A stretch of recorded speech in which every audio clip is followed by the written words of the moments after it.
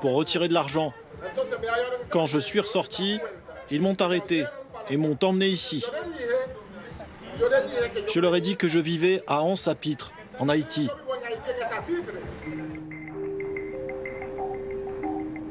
Chaque jour, les soldats de la République dominicaine traquent des Haïtiens pour les renvoyer dans leur pays, de l'autre côté de la frontière qui sépare l'île d'Hispaniola en deux.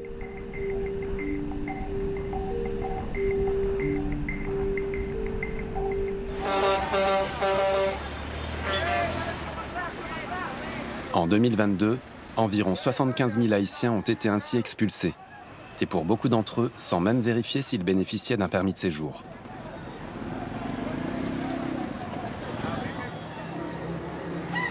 Chassés par le chaos ambiant et la violence des gangs, les Haïtiens fuient vers la République dominicaine qui a décidé d'ériger un mur pour bloquer les exilés.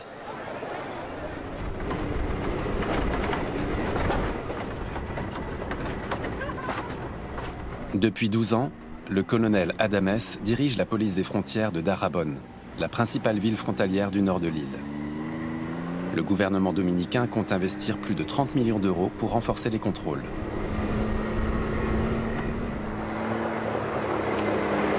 Les équipes de surveillance seront prochainement dotées de drones, de capteurs et de caméras.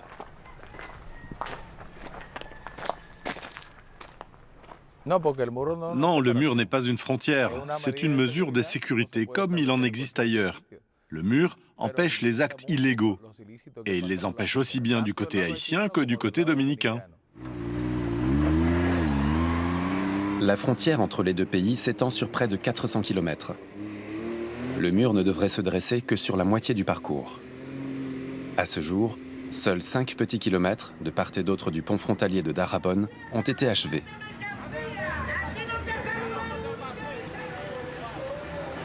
Dès 8 h du matin, à Dajabón, plus de 20 000 Haïtiens se pressent pour passer la frontière.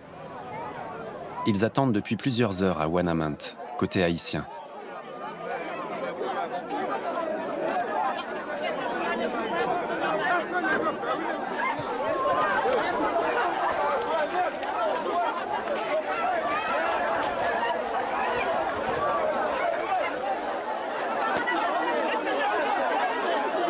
La police des frontières haïtiennes tente de canaliser la foule vers le trottoir pour éviter que le poste frontière dominicain ne se transforme en goulot d'étranglement.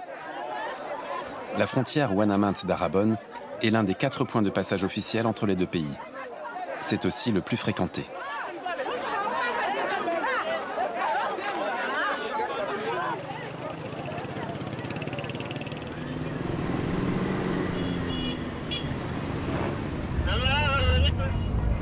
Ouvrez-moi le portail.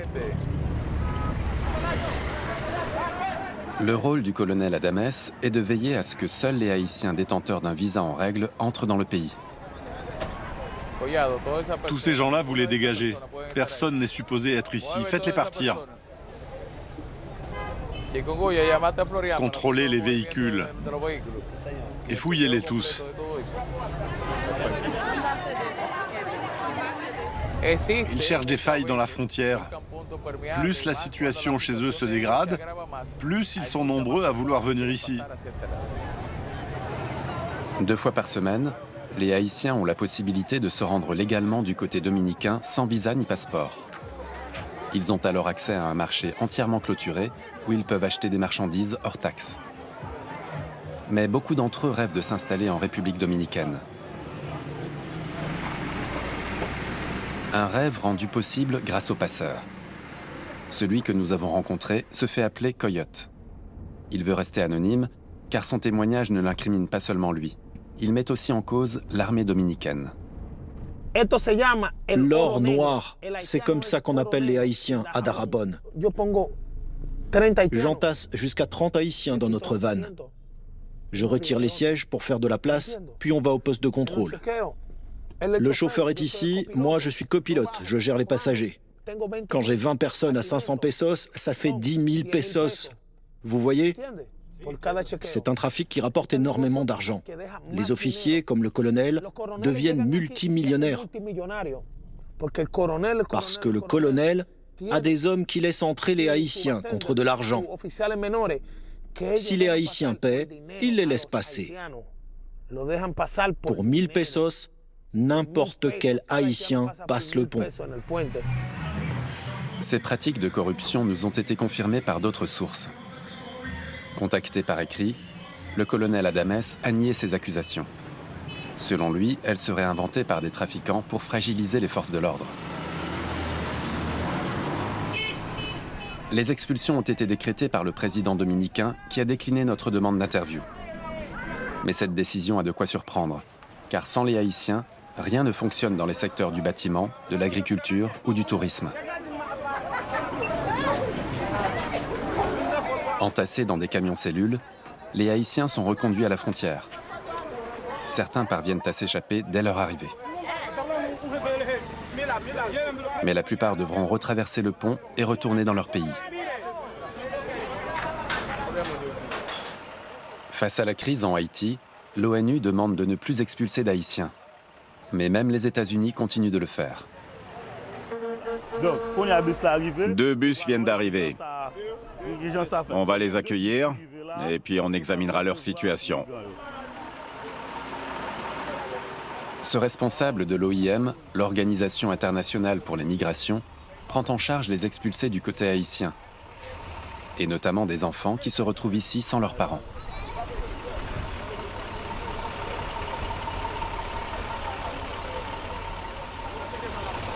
Attendez là-bas, c'est la même famille? Oui. D'accord. La maman est dans le bus? Oui, elle arrive. Ah ok. Selon l'OIM, les violations des droits humains sont monnaie courante. De nombreuses personnes témoignent de mauvais traitements. Il y a 33 femmes, 58 enfants et 27 hommes. En tout, il y avait 118 personnes dans le bus. Pour moi, il y a 2 raisons à ces expulsions. La première est politique. Il s'agit de renforcer le président dominicain. Mais il y a également des motivations racistes. C'est aussi une question de couleur de peau.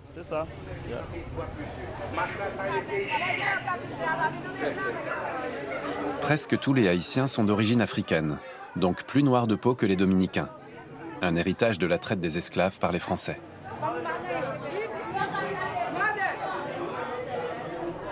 Vous êtes en route depuis hier? Oui, ils m'ont ramené jusqu'à Santiago sans me donner d'eau. C'est l'armée qui vous a emmené jusqu'à Santiago? Oui, dans une cage. Et on ne vous a rien donné à manger? Non, on n'a rien mangé depuis hier. Les Haïtiens pris en charge bénéficient d'un repas et, si nécessaire, d'un lit pour la nuit. Ils reçoivent aussi de l'argent pour manger et un ticket de bus pour rentrer dans leur village.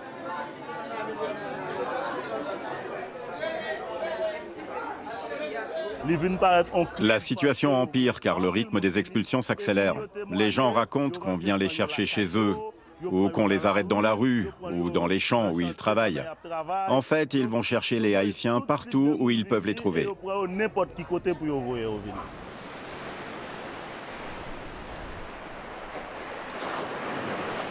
Au sud de l'île se tient côté dominicain un deuxième marché binational.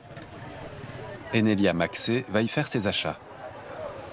Pour les commerçantes haïtiennes comme elle, le marché de Pedernales n'est pas intéressant pour les affaires, car les Haïtiens ne sont autorisés à y vendre que des produits alimentaires ou des vêtements usagés, alors que les Dominicains peuvent faire commerce de tout. Je comprends les Dominicains. C'est leur pays et ils ont peur. Je comprends très bien, mais ça ne justifie pas les mauvais traitements lors des expulsions. Et ceux qui sont ici légalement ne devraient pas être aussi maltraités. Bien qu'elle possède un passeport et un visa, Enelia Maxé n'est pas à l'abri d'une expulsion arbitraire. Arrivée en République dominicaine à l'âge d'1 an, elle y a vécu pendant 48 ans. Ses enfants sont nés ici. Elle a pourtant été contrainte de fuir quand un couple dominicain a été tué par ses employés haïtiens. Ce n'est que derrière des vitres teintées qu'elle accepte de nous montrer l'endroit où elle vivait. Il y avait aussi une Haïtienne qui vivait ici. On partageait tout. Une personnalité dominicaine est allée voir la police. Et la famille des victimes a également contacté les autorités. Un peu plus tard, la radio a annoncé que, d'ici 24 heures, tous les Haïtiens devraient être partis et que ceux qui ne partiraient pas seraient tués. Nous avons fui. On nous a menés vers la frontière comme du bétail. En République dominicaine, les opérations de ce type sont fréquentes. Malgré cela, de nombreux Haïtiens n'hésitent pas à revenir.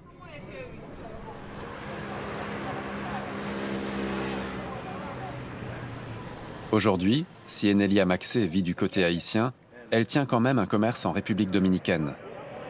Mais les difficultés sont nombreuses. Je n'y suis pour rien. Je vais faire de mon mieux pour te rendre l'argent du parfum, mais on ne me l'a pas payé, on me l'a volé.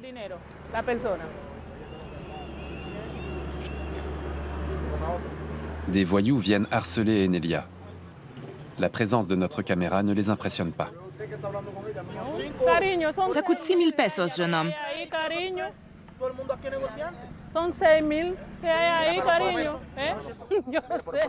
Regarde-moi dans les yeux.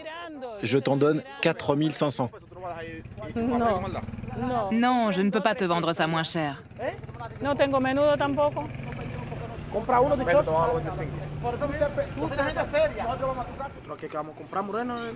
Malgré les protestations d'Enelia, les hommes ne paieront pas le prix qu'elle demande. En tant qu'haïtienne, elle n'a aucun recours. C'est une mafia de commerçants. C'est très compliqué avec eux. Quand ils viennent, tu dois leur donner de l'argent. Non, ils ne nous frappent pas. Ils nous menacent. Aujourd'hui, ils m'ont dit, on travaille pour une entreprise et cette entreprise veut récupérer son argent. Les racketteurs ont promis de revenir ce soir. Enelia devra leur verser le prix du parfum qui lui a été volé par des Dominicains. Elle n'a aucun moyen de récupérer cet argent. Une partie des Dominicains a bon cœur, mais l'autre partie est raciste. C'est à cause d'eux qu'on se sent en insécurité. Les racistes sont particuliers. Même quand ils sont aimables, quand ils te saluent ou quand ils te prennent dans leurs bras, ils te font sentir que tu n'es pas comme eux. En réaction à la montée de la xénophobie, le gouvernement du président Luis Abinader a donc fait construire un mur, comme Trump aux États-Unis. Nous avons le devoir de garantir la sécurité nationale et de protéger tous nos concitoyens. Et pour cela, nous devons renforcer le contrôle des flux migratoires. Le gouvernement dominicain autorise les racistes à nous persécuter. Il leur dit, les Haïtiens sont du gibier, vous avez le droit de les chasser. Le gouvernement actuel est comme ça. Il est contre les Haïtiens.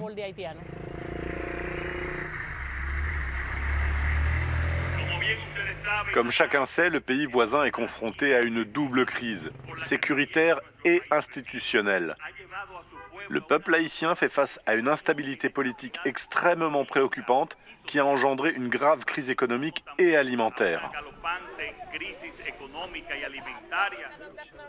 À Puerto Escondido, près de la frontière haïtienne, Alfonso Almonte est le maire d'une commune qui compte 2000 Dominicains pour plus de 5000 Haïtiens qui vivent dans la misère. Comment ça va? Tu as travaillé aujourd'hui?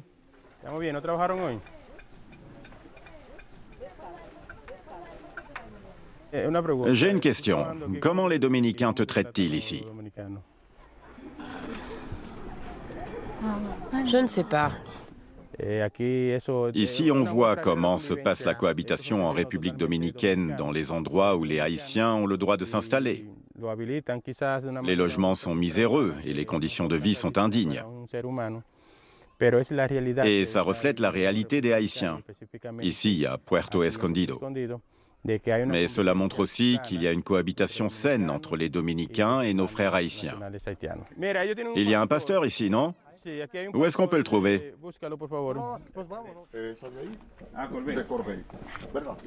Dans ce quartier pauvre, le pasteur Chener Séné représente une forme d'autorité. C'est le chef de la communauté chrétienne, mais il dirige aussi une école autogérée. Comment vas-tu? La famille va bien? Et à l'église, à l'école? Tout se passe bien, non? L'école va mal. Les Haïtiens ont toujours peur d'aller à l'école. Ils ont aussi peur d'aller à l'église. Et tu sais pourquoi? C'est à cause de ce qui s'est passé mercredi.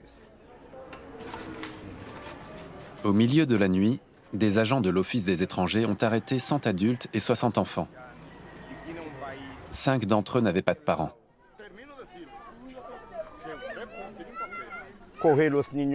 Ils ont attrapé les enfants et les ont emmenés.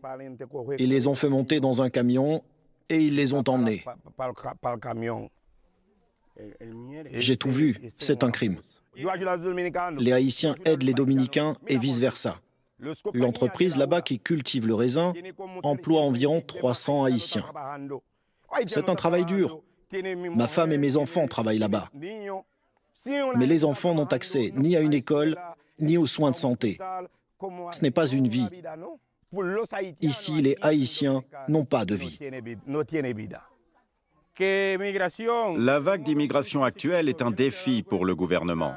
Beaucoup d'Haïtiens veulent venir en République dominicaine. Le gouvernement est en droit de vouloir contrôler ça. Mais ici, à Puerto Escondido, la coopération entre vous et nous se passe bien. Vous, les Haïtiens, vous travaillez pour nous dans l'agriculture et nous, les Dominicains, nous vivons avec vous. Plusieurs ONG soupçonnent les autorités dominicaines de maintenir volontairement la situation des immigrés haïtiens dans le flou. Les titulaires d'un passeport peuvent acheter un visa de tourisme pour environ 20 € par mois. Une somme importante pour les Haïtiens, qui travaillent le plus souvent illégalement. Une situation qui profite avant tout à l'économie dominicaine.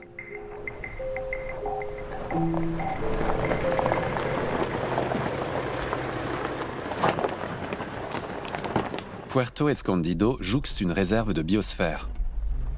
Une chaîne de montagnes de près de 2000 mètres d'altitude qui constitue la frontière naturelle avec Haïti. Le maire nous emmène visiter un poste frontière officieux. Ici, les échanges commerciaux existent depuis toujours. Selon l'ONU, sur l'ensemble de la frontière, il y aurait environ 180 points de passage de ce genre.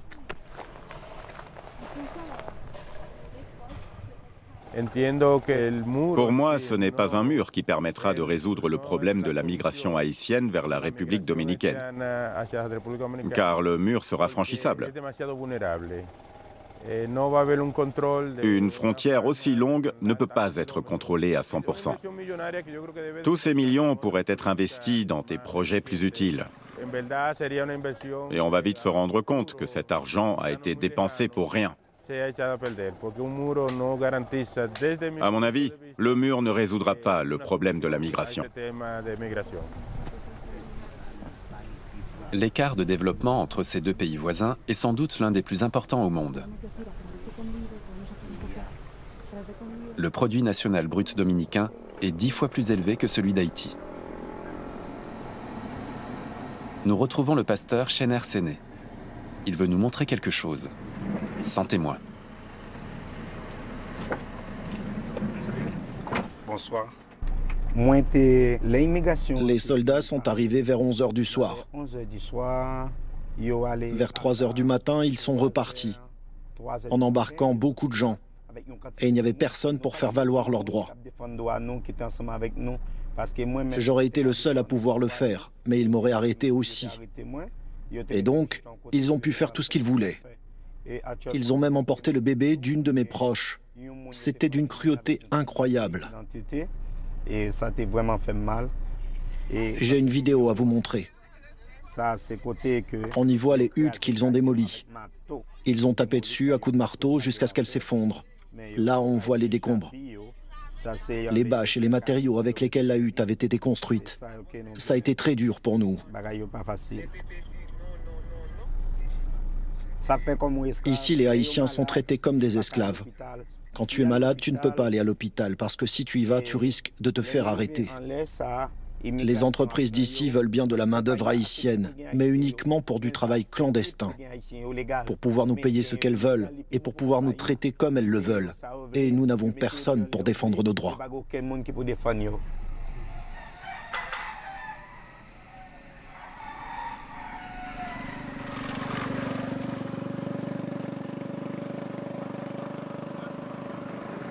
Au moment des récoltes, les plantations font travailler des milliers d'Haïtiens. La marchandise, comme par exemple les avocats, est expédiée en Europe et aux États-Unis, en partie avec un label bio. Les travailleurs haïtiens gagnent environ 7 € par jour. C'est 2 fois moins que le salaire minimum officiel. Nous avons contacté le directeur d'une des plantations, mais il n'a pas souhaité répondre à nos questions.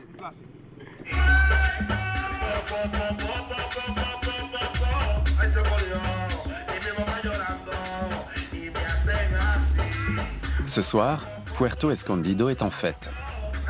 Mais seuls les Dominicains sont présents. Les deux univers sont soigneusement séparés. On ne voit des Haïtiens que dans l'épicerie de Maria Moquete, soit en tant que client, soit en tant que vendeur. Le commerce tourne bien. Et pourtant, personne ne verse d'argent.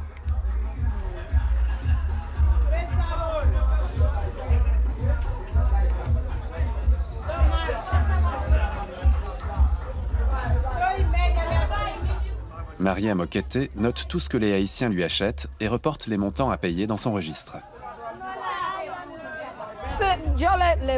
Je leur fais crédit pendant 15 jours, parce qu'ils sont payés toutes les 2 semaines. Les jours de paye, je vais à la plantation où ils travaillent et je collecte l'argent que je leur ai prêté pour qu'ils achètent à manger. C'est comme ça que je récupère mon argent et que je fais tourner mon magasin.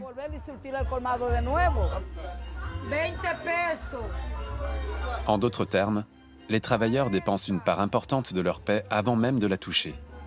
Un système digne du Moyen Âge.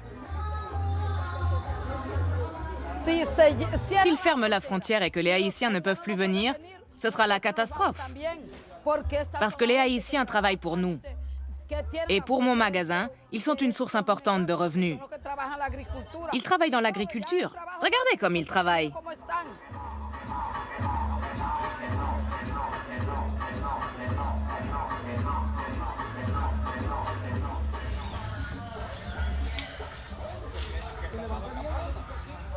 Samedi est le jour des combats de coqs, le sport national. Les hommes se retrouvent sur la place du village. Comme toujours, le maire Alfonso Almonte fait concourir ses propres coqs.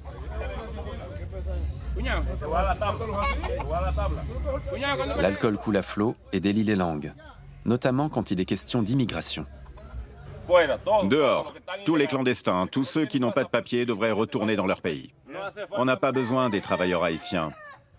Un Haïtien gagne 100 pesos. Un Dominicain ne travaille pas pour si peu. 100 pesos, c'est le prix de 500 grammes de bouillon.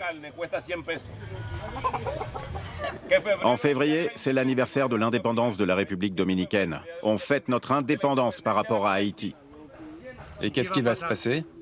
Les Haïtiens ne sont pas les bienvenus dans notre pays. Leur place n'est pas ici. D'ici février, ils quitteront le pays, d'une façon ou d'une autre.